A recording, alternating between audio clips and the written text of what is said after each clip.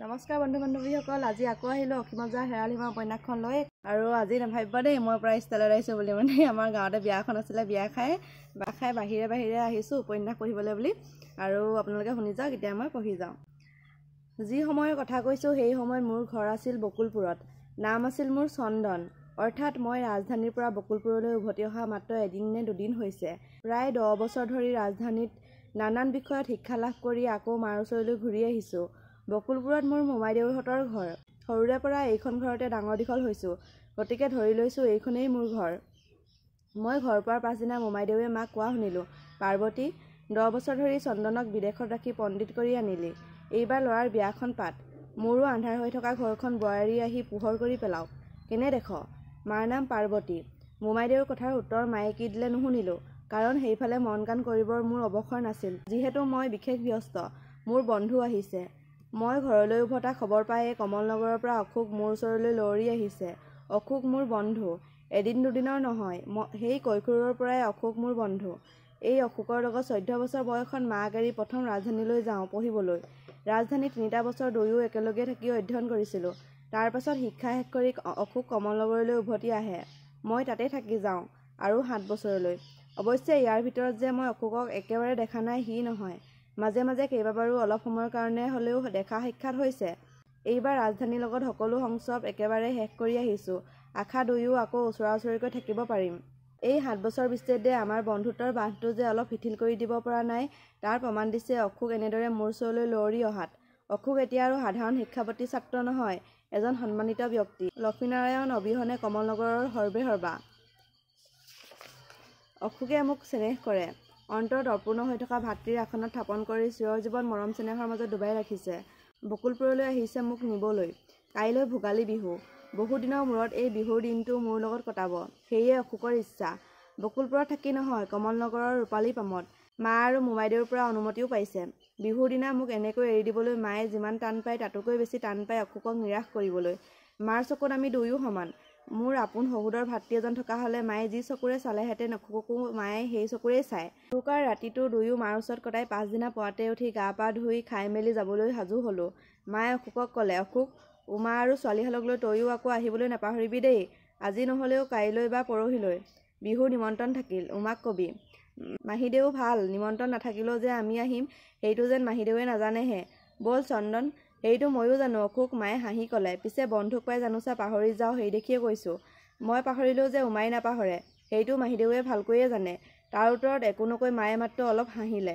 পাছত মোৰ মুখলৈ চাই ক'লে, চন্দন, বেছি ৰাতি নকৰিবি, সাজ লগাৰ আগতে উভতিবি। পৰ্বতীয়া বাট, বুজিছ? বাৰু মা। আমি দুয়ো ওলাই আহিলোঁ পদূলি মূৰলৈ। তাত অশোকৰ ঘোঁৰাৰ ওচৰত তিলকক শুকুলাৰে সৈতে সাজু দেখিলোঁ। শুকুলা মোৰ ঘোঁৰাজনীৰ নাম। তাইৰ দীঘল ডাঙৰ দেহাটো গাখীৰৰ দৰে বগা নোমেৰে ভৰা। তাতে তিলকৰ হাতত পৰি তাইৰ আৰু জেউতি চৰিছে। তেল টেঙা ঘঁহি শুকুলা সদায় চিকন কৰি ৰখাটো তিলকৰ প্ৰধান কাম। তিলক মোৰ লিগিৰা। শুকুলাৰ তাৰ আটাইতকৈ ডাঙৰ গৌৰৱ। সি ভাবে, শুকুলাৰ সমান ডাঙৰ ধুনীয়া ঘোঁৰা পৃথিৱীত আৰু এটাও নাই। আমি ঘোঁৰা দুটাৰ ওচৰ পাওঁতেই তিলকে শুকুলাৰ পিঠিৰ জিনখনৰ তলেদি ওলমি থকা কাপোৰখন তুলি মোক ক'লে, চাওকচোন বোপা দেউতা, সকলো দিয়া ঠিক হৈছেনে? শুকুলাৰ পিঠিত দীঘলে দীঘলে এটা চেপেটা খাবত কেইপাতমান কাঁড়, ওচৰত সৰু মোনা এটাৰ ভিতৰত নুৰিয়াই থোৱা এডাল মিহি পঘা, আন এটা খাপত মোৰ হাতীদাঁতৰ নাল লগোৱা চুৰিখন। আজি কিন্তু এই বস্তুবোৰৰ একো প্ৰয়োজন নাছিল। তিলকে অভ্যাসবশতঃ লগত দিছে। তই মোৰ লগত আজি নগ'লেও হ'ব তিলক। ভাল বোপা দেউতা। দুয়ো ঘোঁৰাত উঠি ৰাওনা হ'লোঁ। 10 মাইল বাট যাব লাগিব, তাকো পাহাৰ পৰ্বত বগাই, গতিকে পূৰ্ণ বেগেৰে ঘোঁৰা চেকুৰাই দিলোঁ। ক'তো অলপো নৰৈ কেইবাটাও সৰু সৰু পাহাৰ ভাঙি প্ৰথম ৰলোহি শেষ পাহাৰটোৰ টিঙত থকা বহল বগা বিৰাট শিলচটাৰ ওচৰত। তাৰ পৰা কমাত তললৈ নামিব লাগিব। বহুত সময়লৈকে নামিব নোৱাৰিলোঁ। সন্মুখৰ যিটো দৃশ্য চকুত পৰিল তাক উপভোগ নকৰাকৈ নামিবৰ শক্তি নহ'ল। পুৱাৰ প্ৰথম সোণোৱালী পোহৰত ঘৰৰ নৱজাত শিশুক বেৰি ধৰি চেনেহৰ চকুৰে চাই থকাৰ দৰেই চাৰিও দাঁতিৰ ওখ ওখ পৰ্বতবোৰে যেন মুগ্ধ হৈ চাই আছে সিহঁতৰে কোলাত পৰি হাঁহি থকা কমলনগৰৰ উজ্জ্বল মুখখন। এই প্ৰথমবাৰলৈ কমলনগৰৰ সৌন্দৰ্য এনেভাৱেই চকুত পৰিল। পাহাৰ, নদী, গছ, ঘৰ, আলিৰে সৈতে ধুনীয়া ৰঙীন ছবি এখন হৈ যেন হঠাতে কোনোবাই মোৰ চকুৰ আগত তুলি ধৰিলেহি। মুগ্ধ হৈ ভালেমান পৰ চাই ৰ'লোঁ। আপোনা আপুনি মুখৰ পৰা ওলাই গ'ল, কি সুন্দৰ, কি অপূৰ্ব তহঁতৰ এই কমলনগৰ অশোক। মই কেতিয়াও ভবা নাছিলোঁ।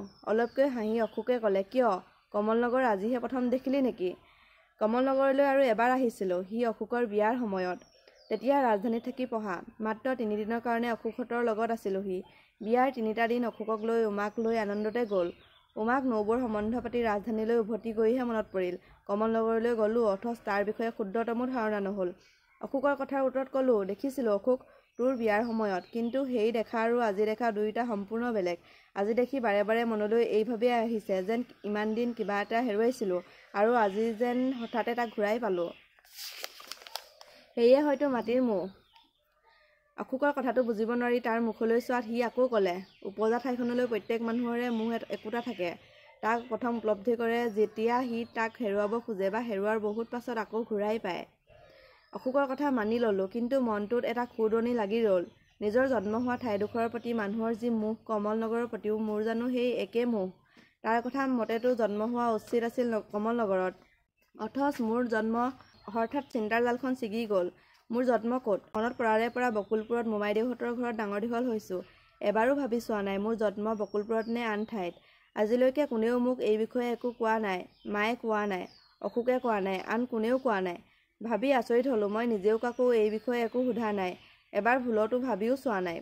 আজি অশোকৰ একেষাৰ কথাতে বহুত প্ৰশ্ন একেলগে মনলৈ আহিল। মোৰ জন্ম ক'ত? মোৰ নিজৰ ঘৰত নাথাকি মই মোমাইদেউহঁতৰ ঘৰত কিয়? এইবোৰ একো আজিলৈকে কোৱা নাই। সৰুতে ৰাজধানীলৈ গুচি যোৱাত সময় বা সুবিধা পোৱা নাই নে ইচ্ছা কৰিয়েই সকলো মোৰ ওচৰৰ পৰা লুকুৱাই থৈছে? অজ্ঞাতে এবাৰ বুকুখন কঁপি উঠিল, ভয় হ'ল।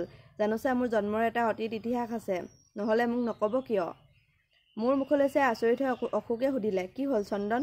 লৰালৰিকৈ প্ৰকৃতিস্থ হ'বৰ চেষ্টা কৰি ক'লোঁ, ক'তো একো হোৱা নাই। অশোকে কি ভাবিলে ক'ব নোৱাৰোঁ। হঠাৎ মোক দূৰৰ কমলনগৰৰ দক্ষিণ পাৰৰ মাজত থকা ডাঙৰ ঘৰ এটা দেখুৱাই প্ৰশ্ন কৰিলে, সেই ঘৰটোৰ নাম জান? নাজানো। অলপো উৎসাহ নেদেখুৱাই নিৰস নিলিপ্ত কণ্ঠেই ক'লোঁ। অশোকে তীক্ষ্ণভাৱে আকৌ মোলৈ এবাৰ চালে। মই বুজা নাই সি কি বিচাৰিছে মোৰ মুখত। ঘৰটোৰ ফালে চাই সি ক'লে, মই ভাবিছিলোঁ তই জান। ঘৰটোৰ নাম ৰঙাটিলা। 24 বছৰ আগতে সেই ঘৰখনতে তোৰ জন্ম হৈছিল চন্দন। আৰু? অশোকৰ কথা শুনি স্তম্ভিত হৈ গ'লোঁ। সেইবোৰ থাকক, অশোক আৰু একো ক'ব নালাগে। মনৰ সন্দেহ আৰু বদ্ধমূল হ'ল। গাইজ, আজি আমি চন্দনৰ বিষয়ে কাহিনীটো পঢ়ি আছোঁ আৰু আজিলৈ হ'ব দেই, বাই বাই।